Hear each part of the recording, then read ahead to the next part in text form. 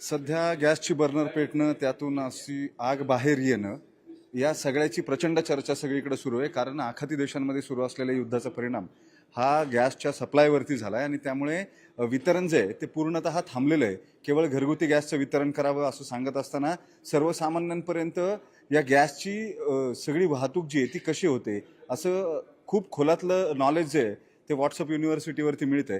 मात्र हे सगळं सुरू असताना ही टंचाई निर्माण होण्यापूर्वी किंवा ही टंचाई निर्माण होऊ शकते हे लक्षात घेऊन काही वर्षांपूर्वी पुण्याच्या नॅशनल केमिकल लॅबोरेटरीमध्ये एका पायलट प्रोजेक्टची सुरुवात करण्यात आलेली होती, ज्यातून बायोमॅसपासून गॅस तयार करून त्याचा वापर हा सर्वसामान्यांना करता येईल का यासाठीचे प्रयत्न सुरू करण्यात आलेले होते.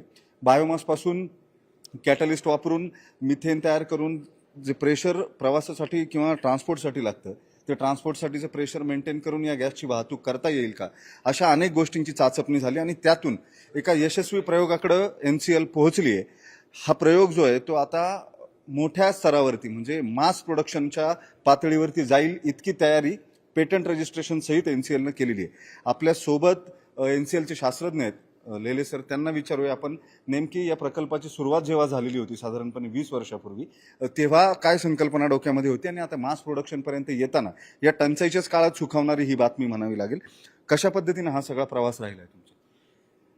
20 वर्षापूर्वी आम्ही असं आमच्या मनात आलं की LPG जो आपण वापरतो, स्वयंपाकासाठी इंधन वापरतो, ते सगळं आयात करतो आपण बऱ्यापैकी प्रमाणात, नाही 50%हून जास्त आयात करतो.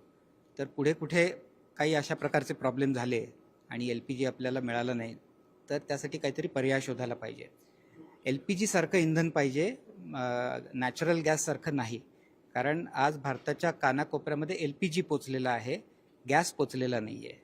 हे खूप महत्त्वाची बाब आहे.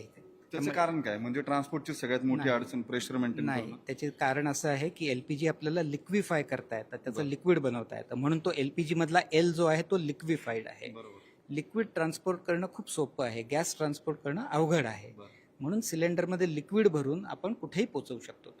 त्यामुळे अगदी गावागावांमध्ये LPG सिलेंडर जातो, पण पाईप नॅचरल गॅस जात नाही. आज पुण्यामध्ये सगळ्यांच्या घरामध्ये पाईप्ड गॅस आलेला आहे, पण गावात पाईप्ड गॅस नाही, गावात LPG सिलेंडर आहे. म्हणून कुकिंग फ्युएल म्हणजे स्वयंपाकातलं इंधन हे लिक्विफाईड असावं, त्याच्यासाठी गॅस न वापरता LPGला पर्याय शोधला पाहिजे.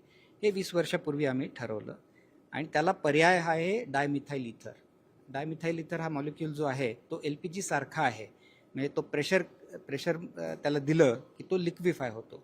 LPGच्या आपल्या घरातल्या सिलेंडरमध्ये 7 बार प्रेशरला ते फ्युएल लिक्विफाईड झालेलं असतं. एक्झॅक्टली तसं डायमिथाईल इथर 7 बार प्रेशरला लिक्विफाय होतं. अरे बापरे, म्हणजे LPGच्या तुलनेत अगदीच LPG सारखंच आहे ते, म्हणून ते महत्वाचं आहे. आणि ते LPG मध्ये पूर्ण मिक्स करता येतं, म्हणजे तुम्ही पूर्ण म्हणजे किती % तुम्ही मिक्स करू शकता LPG मध्ये.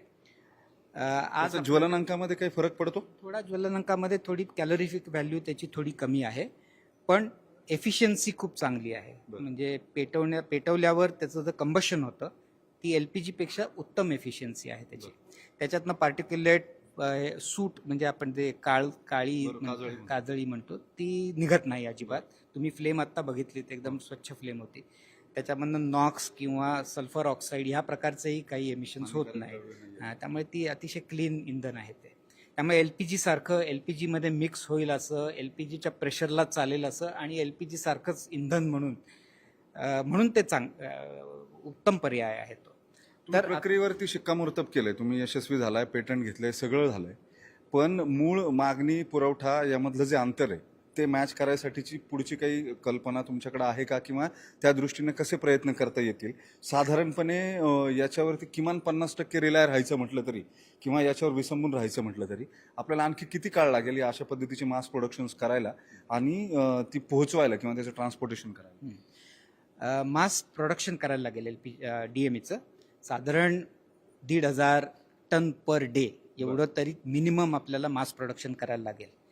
आपण लॅबोरेटरीमध्ये आत्ता जो पायलट प्लांट केलेला आहे नवीन, ज्याचं उद्घाटन आता झालेलं आहे, तर तो आहे 250 किलो पर डे. तिथून आपल्याला 1,500 टन पर डे एवढं, म्हणजे 1 टन म्हणजे 1000 किलो, तेवढं मॅन्युफॅक्चरिंग करायचं आहे.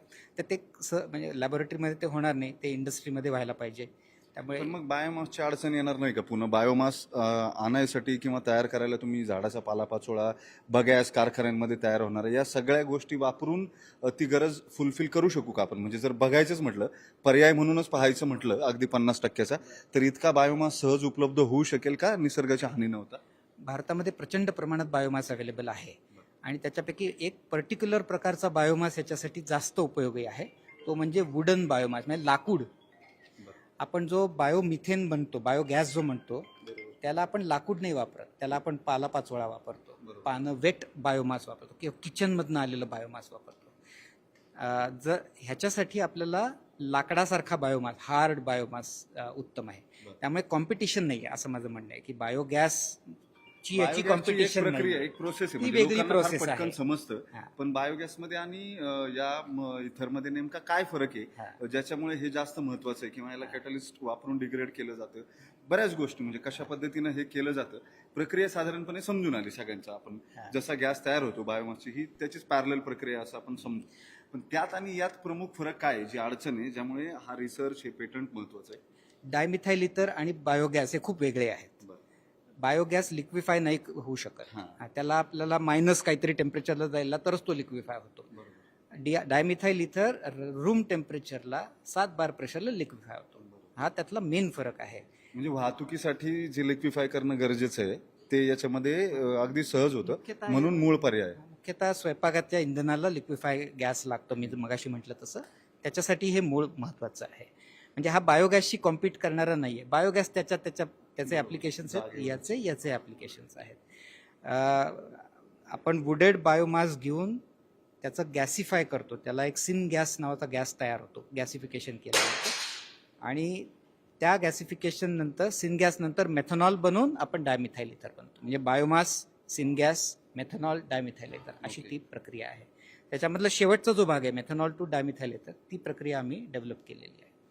आता महत्वाचं म्हणजे या सगळ्यात लागणारं कॅपिटल. माझ्या घरी जर मला डायमिथाइल इथर वापरायचं असेल पूर्णतः असं मी तुम्हाला म्हणतोय तर जी आत्ताची उपलब्ध व्यवस्था आहे ही व्यवस्था पूर्ण बदलावी लागेल की त्यात काही थोडेसे मॉडिफिकेशन करून ते वापरता येणार आहे की अगदी त्याच आहे त्या व्यवस्थेवरती ते वापरता येणार आहे ज्याच्यात LPG सिलेंडर वापरले जातात?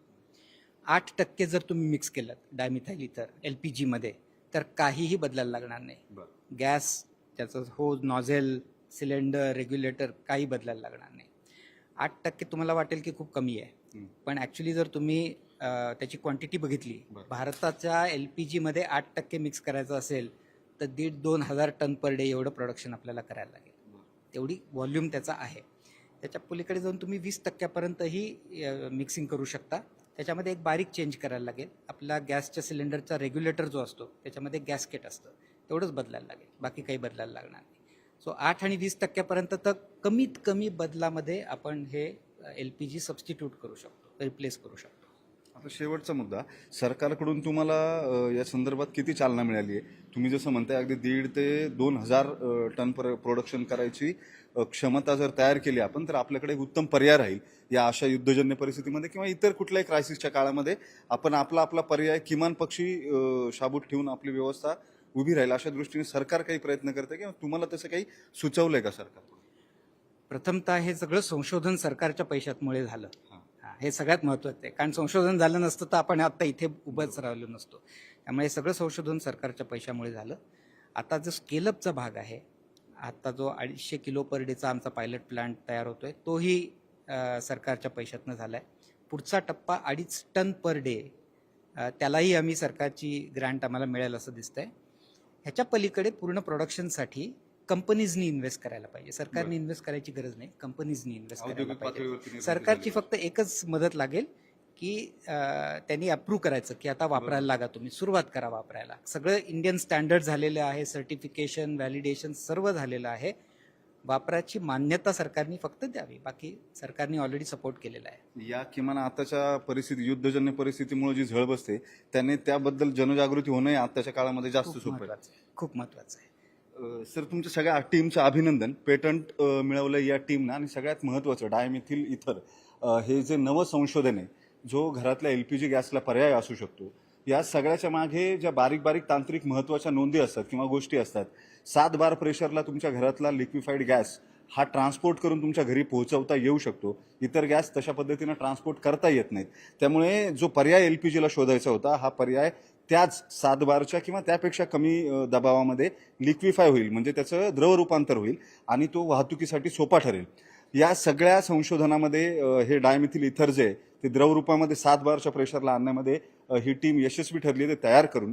त्याच्यामुळे तुमच्या घरी येणारा जो LPG सिलेंडरमधला गॅस आहे, जर या बायोमासपासून हा गॅस तयार करायची क्षमता आपण वाढवू शकलो डायमिथिल इथर, तर देशातल्या सगळ्या कन्झम्पशनच्या जवळपास 50% आपण पोहोचू शकू. इतका बायोमास म्हणजे झाडाचे पालापाचोळा असतील, फांद्या असतील किंवा ज्यानं या अशा पद्धतीचा बायोमास तयार करता येतो आणि त्याच्यावरती प्रक्रिया करून मग डायमिथिल इथर तयार केले जातं. या सगळ्याची सध्याची उपलब्धता ती भरपूर आहे. त्यामुळे हा पर्याय जो आहे तो मोठ्या प्रमाणावरती वापरला गेला. सरकारकडून त्याला औद्योगिकरणालाही प्रोत्साहन मिळालं, इंडस्ट्रीज त्याच्या उभ्या राहिल्या. तर येत्या नजीकच्या काळामध्ये आपण LPGला सक्षम पर्याय देऊ शकू, ज्यामुळे कुणाच्याही घरी गॅस पेटणार नाही आणि तो उपाशी राहणार नाही, अशी परिस्थिती निर्माण होऊ शकणार नाही. व्हिडिओ जर्नलिस्ट सचिन अन्साटेसह वैभव सोनवणे, न्यूज 18 मराठी.